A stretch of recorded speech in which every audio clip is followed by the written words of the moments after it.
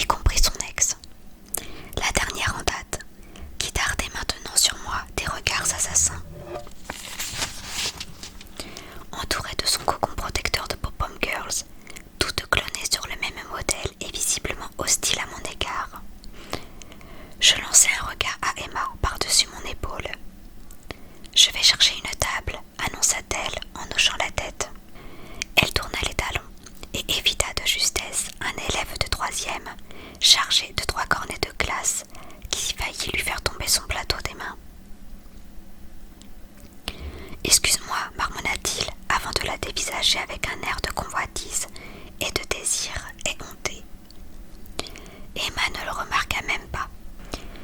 Nash sortit de coca du distributeur et en posa un sur mon plateau avant de se faufiler entre les tables en direction de la sortie. Je lui emboîtai le pas. Je croyais sentir les regards inquisiteurs de mes camarades de classe braqués sur mon dos. Je ne savais plus où me mettre. Comment Nash arrivait-il à supporter que des gens l'épient sans arrêt? Nous étions à 50 centimètres de la porte à 2 battants qui donnait sur la cour, lorsqu'elle s'ouvrit à toute volée, manquant d'envoyer valser mon plateau par terre.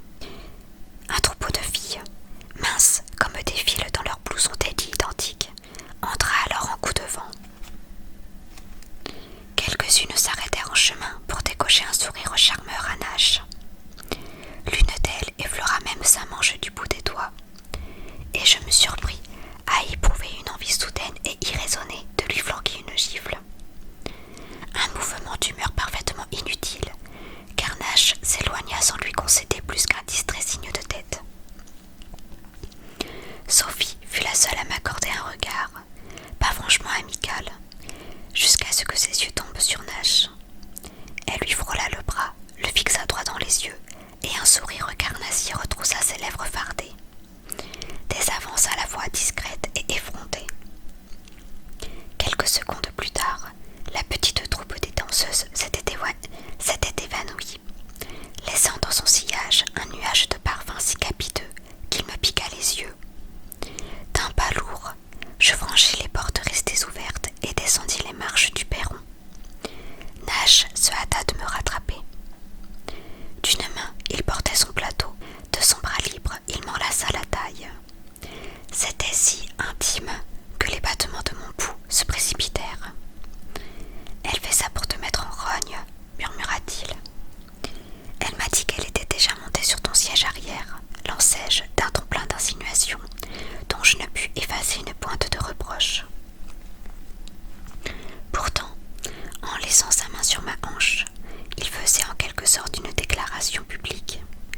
Ce geste, de même que son silence au sujet de ma santé mentale, ce geste aurait dû venir à bout de mes doutes et de ma crainte de ne représenter pour lui qu'une passade tout juste bonne à agrémenter son week-end. N'empêche que Nash n'avait jamais essayé de réfuter les rumeurs concernant la liste de ses conquêtes, et je trouvais insupportable que Sophie en soit. « Quoi ?» s'exclama-t-il, s'arrêtant au beau milieu de la cour pour me regarder, l'air visiblement déconcerté. « Le siège de ta voiture, répétai-je. Elle m'a dit qu'il y avait un accroc sur le siège arrière. C'était sans doute pour me faire comprendre qu'elle avait déjà eu l'occasion de le voir de près. » Nash laissa échapper un rire, puis se remit à marcher tout en parlant, de sorte que je n'eus d'autre choix que de le suivre. Mais oui, en effet, c'est elle qui l'a déchiré. Elle était plutôt mal en point le soir où je l'ai raccompagnée. Elle a vomi sur le plancher à l'avant de ma voiture. Quand je l'ai installée sur le siège arrière, la boucle de sa chaussure s'est bêtement prise dans la couture du siège et a arraché un morceau de cuir. Je me mis à rire, et ma colère fondit comme le maquillage de Sophie sous le soleil de juillet.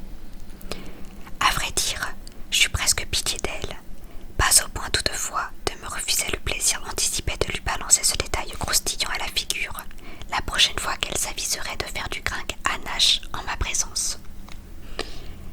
La cour formait un long rectangle bordé sur 3 côtés par les différents bâtiments du lycée, avec l'entrée de la cafétéria à une extrémité. Le 4e côté s'ouvrait sur les terrains de football et de baseball du campus. Emma avait pris possession d'une table de pique-nique au fond de la cour, à l'angle du bâtiment des sciences et de celui des langues étrangères, qui la protégeait en partie de la bise texane. Je m'assis en face d'elle et Nash se glissa sur le banc à côté de moi. La chaleur de sa cuisse, plaquée contre la mienne, se diffusa jusqu'au plus profond de mon être, malgré les froides rafales de vent qui fouettaient mon dos. « Qu'est-ce qui leur prend aux filles de l'équipe de danse ?» demanda Emma tandis que j'attaquais ma part de pizza, en mordant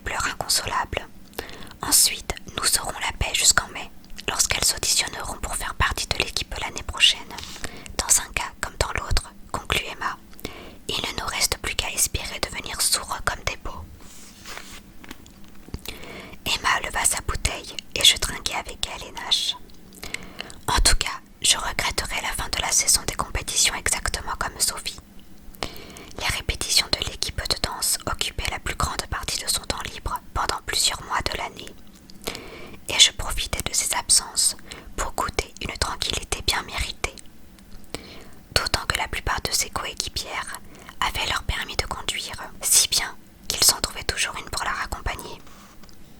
Alors qu'une fois les championnats terminés, Sophie reprendrait ses propres cours de danse quotidiens et ses parents compteraient sur moi pour jouer les chauffeurs, c'était sûr.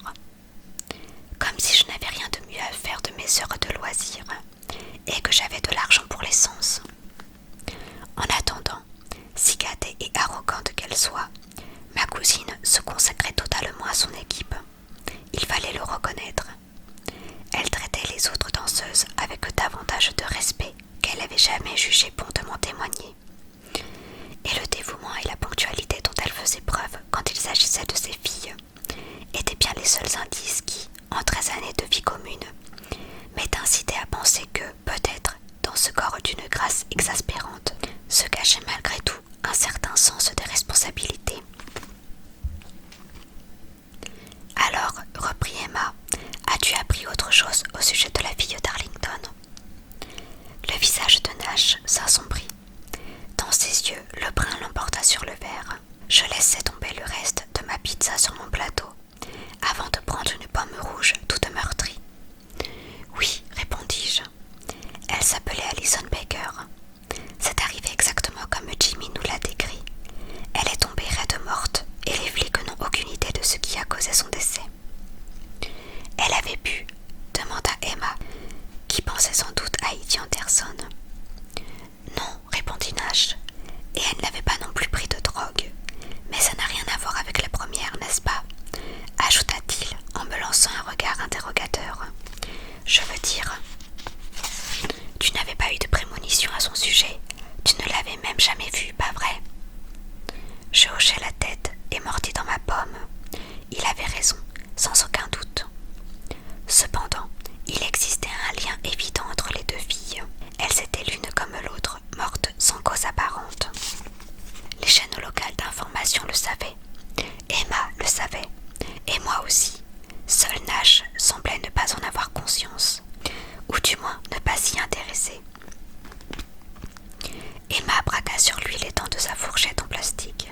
« Je le crois pas !» s'exclama-t-elle. Tu ne trouves pas ça étrange que deux filles soient mortes subitement au cours des 2 derniers jours?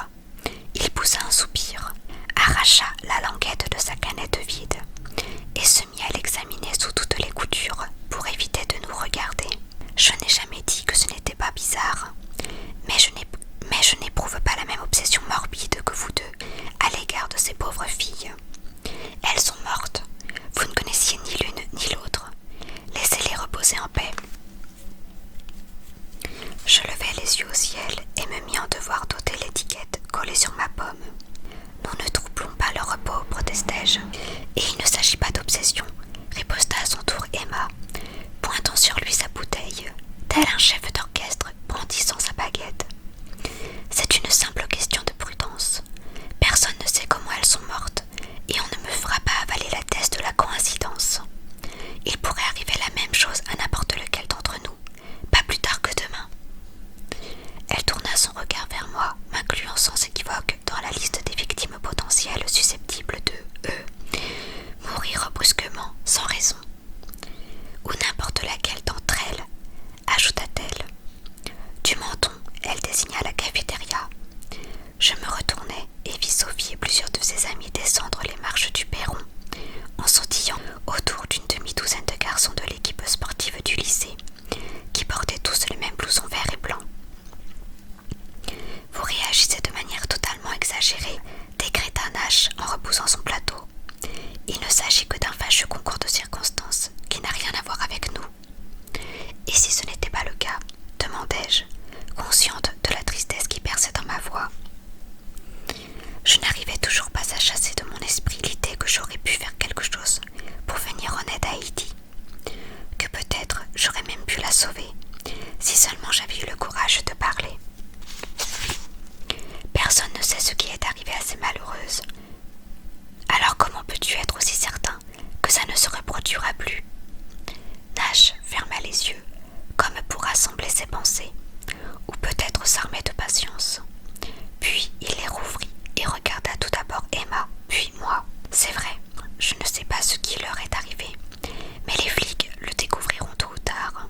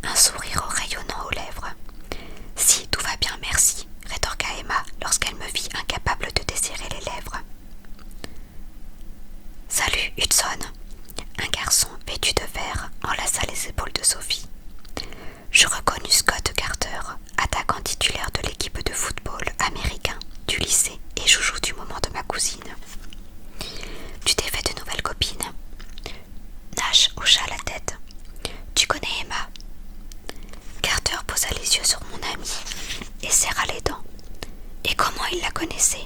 Emma avait froidement repoussé ses avances l'été précédent. Lorsqu'il avait refusé de s'avouer vaincu, elle lui avait renversé un milkshake entier sur la chemise en plein Cinemark. Heureusement, c'était Jimmy qui travaillait avec elle ce jour-là. Sinon, sa conduite aurait probablement été signalée à la direction et elle se serait fait renvoyer. La main de Nash pressa la mienne. Et voici Kaylee. Carter me regarda, sans doute pour la première fois de sa vie, et le sourire lui revint tandis qu'il lorgnait mes seins sur lesquels il devait jouir d'une vue plongeante, étant donné qu'il me dominait de toute sa hauteur. « Tu es la sœur de Sophie, non ?»« La cousine !» s'empressa de préciser Sophie en même temps que moi. C'était bien la seule chose sur laquelle nous étions d'accord, elle et moi. « Nous allons faire un tour avec le bateau de mon père sur le lac de White Rock vendredi soir, » annonça Carter. « Vous devriez venir avec nous, tous les deux. » Sophie glissa son bras sous celui de Carter. « Elle ne peut pas, » ricana-t-elle avec un sourire méprisant. « Il faut qu'elle aille bosser. » Comme s'il s'agissait d'une chose dont j'aurais dû avoir honte. De toute façon, après tout ce qu'Emma m'avait raconté au sujet de Carter, je préférais encore passer toute une nuit à décoller du chewing-gum sous les sièges d'une salle de cinéma, plutôt que de rester une seule minute avec cet individu, même sur le bateau de son père. « Ce sera pour une autre fois, » dit Nash. Carter approuva d'un signe de tête, et Sophie l'entraîna vers une table dans un autre coin de la cour qui grouillait déjà de blousons verts et blancs. « Quel salaud !» siffla doucement Emma. « Je n'en reviens pas. Il a lorgné ton décolleté exactement comme si Sophie et Nash n'avaient pas été là. Tu parles d'un sportif. » « Nous ne sommes pas tous mauvais, » se défendit Nash, même si, clairement, il ne semblait apprécier ni que Carter m'ait relooké, ni qu'Emma fasse des commentaires à ce sujet.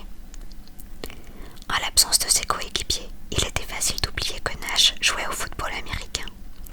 Au baseball aussi. Que pouvait-il bien espérer de moi quand des filles comme Sophie bavaient d'admiration devant lui et se battaient pour gagner ses faveurs?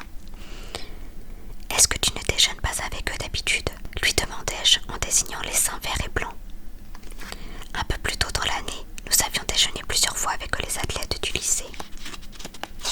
À l'époque où Emma sortait avec l'un des défenseurs de l'équipe de football. Mais pour parler franchement, tout ce vacarme, cet esbrouffe continuel m'avait tapé sur les nerfs. « Je préfère votre compagnie à toutes les deux, » déclara Nash avec un sourire. Et sur ces mots, il m'attira contre lui, mais pour une fois, je le remarquai à peine. Quelque chose dans cet attroupement de blousons identiques venait d'accrocher mon regard, quelque chose qui n'allait pas. Non, ça n'allait pas recommencer. Nash venait de dire que cela ne se reproduirait plus. Mais déjà, les griffes de la panique s'enfonçaient dans ma chair. La périphérie de mon champ de vision s'obscurcit, comme si la mort s'était tapie dans l'ombre. Mon cœur se mit à cogner à grands coups dans ma poitrine. Des picotements dans les doigts me firent serrer les poings avec force. Nash tressaillit et retira sa main de la mienne. J'avais oublié que je la tenais et lui avais littéralement planté mes ongles dans la paume jusqu'au sang. « Kaylee » murmura-t-il avec inquiétude. Mais je ne pouvais détacher mon regard de la bande en vert et blanc. J'étais incapable de focaliser mon attention sur Nash, alors que la terreur grondait dans ma tête et que l'affliction me déchirait le cœur. Quelqu'un allait mourir. Je le sentais, sauf que je ne savais pas encore qui c'était. Les blousons se confondaient les uns avec les autres, semblables à un troupeau de zèbres en technicolore, chaque individu noyé dans la multitude. Cette tactique de camouflage ne servirait à rien. La mort n'aurait aucun mal à débusquer celui ou celle qu'elle était venue chercher. Quant à moi, je ne serais pas en mesure de prévenir la victime si je ne la localisais pas très rapidement. Je n'étais certaine que d'une chose, il s'agissait d'une fille. Voilà que ça la reprend. La voix d'Emma me parut lointaine. Alors que mon amie était venue s'asseoir près de moi, j'en avais vaguement conscience. Je ne la regardais pas. Je n'avais d'yeux que pour le groupe qui dissimulait en dans son sein la fille qui allait mourir. Il fallait que je sache qui elle était. Il fallait que je voie. L'attroupement se dispersa. Des acclamations s'élevèrent. De la musique retentit. Quelqu'un avait apporté une petite chaîne stéréo. Les filles jetèrent leurs blousons en tas par terre. Elles s'alignèrent sur l'herbe, formant une figure en zigzag, que je me rappelais avoir vue lors des concours auxquels mon oncle et ma tante m'avaient souvent traîné contre mon gré. L'équipe de danse allait nous offrir une démonstration, nous montrer le numéro qui leur avait permis de remporter le trophée régional. C'est alors que je l'aperçus. La deuxième en partant de la gauche, la troisième derrière Sophie.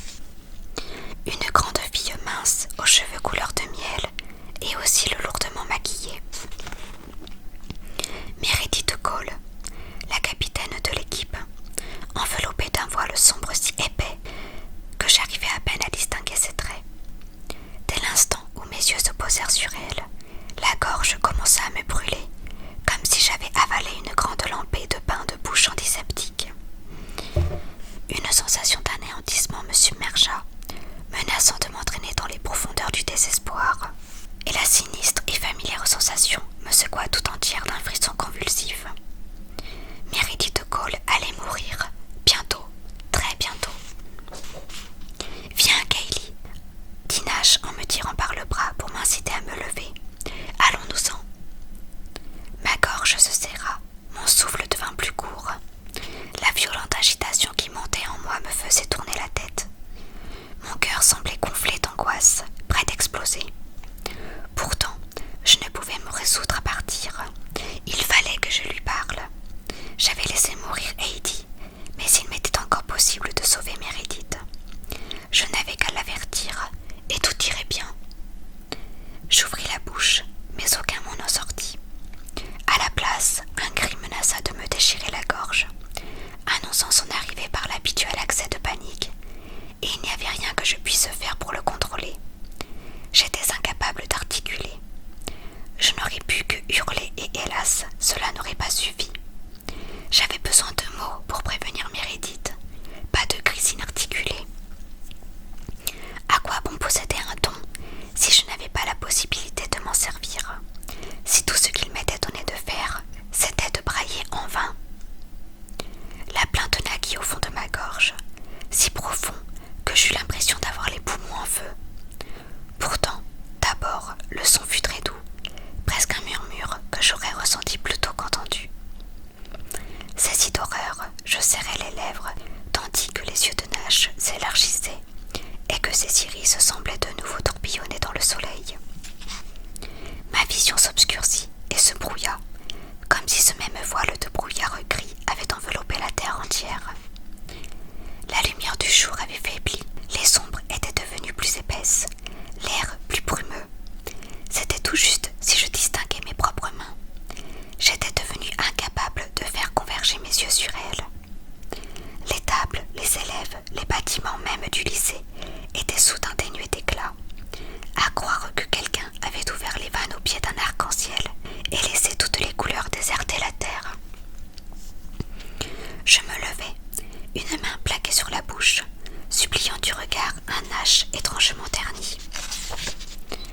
Le cri de lamentation me remontait dans la gorge, à présent, et y restait coincé, pareil à un grondement étouffé. Nash passa son bras autour de ma taille et fit signe à Emma de me soutenir de son côté. « Calme-toi, Kaylee » murmura-t-il à mon oreille. Son souffle chaud se faufila dans le duvet de ma nuque. « Détends-toi et écoute. » Comme mon regard se portait de nouveau sur Meredith, qui dansait à présent entre Sophie et une blonde toute menue que je ne connaissais que de vue, mes jambes se dérobèrent. Nash me recueillit dans ses bras et me tint serré contre sa poitrine, sans cesser de chuchoter à mon oreille, de murmurer des paroles familières, des choses qui rimaient. Les mots coulaient sur moi, j'en sentais presque le contact physique. Ils m'apaisaient, semblable à un baume que mon ouïe aurait perçu. Cependant, le cri se déchaînait toujours en moi, cherchant à se libérer et prêt, semblait-il, à se frayer de lui-même une issue si je ne lui laissais pas d'autre choix.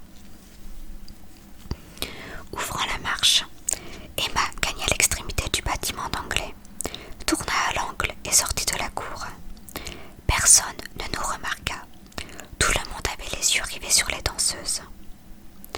Nash me déposa au bas du mur, près d'une sortie de secours. Il s'assit à côté de moi et m'entoura de ses bras, tandis qu'Emma s'accroupissait près de nous. Je sentais la chaleur de Nash dans mon dos et ne percevais pour tout son que sa voix, qui chuchotait à mon oreille, et mes propres gémissements assourdis, qui s'échappaient malgré tous mes efforts pour les contenir. Je jetai un coup d'œil par-dessus l'épaule de Nash, au-delà du visage anxieux d'Emma, vers le gymnase étrangement grisâtre dans le lointain, concentrant tous mes efforts pour parler sans hurler. Sur ma gauche, en bordure de mon champ de vision, je vis quelque chose filer à toute vitesse. Mon regard se porta instinctivement dans cette direction et tenta de faire la mise au point. Mais l'image s'était déplacée trop rapidement, me laissant une vague impression de forme humaine. Je ne l'avais entreaperçu que le temps d'un éclair, ce qui ne me permettait pas de l'identifier. Mais j'avais toutefois eu le temps de remarquer que la silhouette paraissait, d'une certaine façon, difforme. Elle avait une allure tout à fait singulière.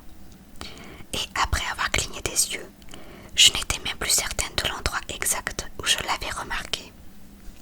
Sûrement un professeur, rendu méconnaissable par ce drôle de brouillard gris qui m'embrumait la vue. Je fermai très fort les paupières pour éviter toute nouvelle distraction. Enfin, aussi rapidement qu'elle s'était emparée de moi, la panique se dissipa.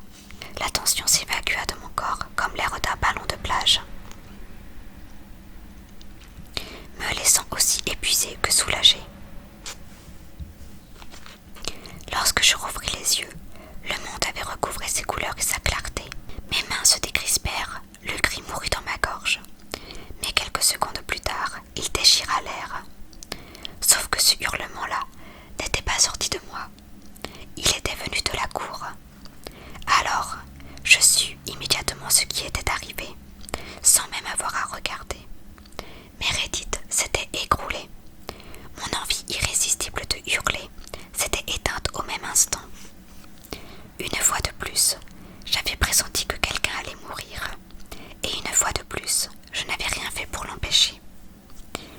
Mes yeux se refermèrent, une nouvelle vague d'horreur et d'angoisse déferla en moi, puis une chape de culpabilité s'abattit sur moi, si écrasante que j'eus peine à relever la tête.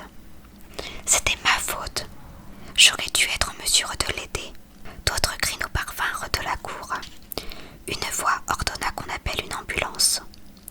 Des portes s'ouvrirent en grinçant avant de percuter le mur du bâtiment de briques. Des baskets martelèrent les marches en béton.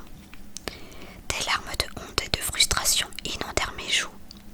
J'enfouis mon visage au creux de l'épaule de Nash, sans me soucier de tremper sa chemise. C'était comme si j'avais tué Meredith de moi-même, vu comme mon intuition lui avait servi. Un tumulte confus s'élevait. Des voix terrifiées se mêlaient les unes aux autres. Quelqu'un pleurait, quelqu'un d'autre courait. Par-dessus le vacarme, Madame Tucker, l'entraîneuse de l'équipe féminine de softball, fit retentir son sifflet pour tenter, sans succès, de rétablir le calme. « Qui est-ce » demanda Emma, toujours agenouillée près de nous, les yeux agrandis de stupeur. D'un geste bienveillant, elle repoussa une mèche de mes cheveux afin de mieux voir mon visage. Les bras serrés contre mon ventre, j'essuyai mes larmes du revers de ma manche. « Meredith Cole » répondis-je dans un murmure. Nash m'étreignit plus étroitement contre son cœur. Emma se releva avec lenteur. Son visage exprimait tout à la fois l'incrédulité et la frayeur. Elle s'écarta de quelques pas, chancelante. Puis elle se retourna avec précaution et jeta un regard furtif vers la cour. « Je ne vois rien, il y a trop de monde. »« Laisse tomber, lâchai-je. » Surprise d'entendre ma propre voix, une voix morne et comme assommée. Elle est déjà morte. « Comment le sais-tu » Ses mains agrippèrent les briques du mur. Ses ongles griffèrent le mortier rugueux qui les scellait. « Tu es sûr que c'est Meredith ?»« Absolument. » Je poussai un soupir, puis, après avoir essuyé encore quelques larmes sur mes joues, je me relevai et entraînai Nash avec moi. Emma sur ma droite, Nash sur ma gauche. gauche, je me dirigeais vers le chaos.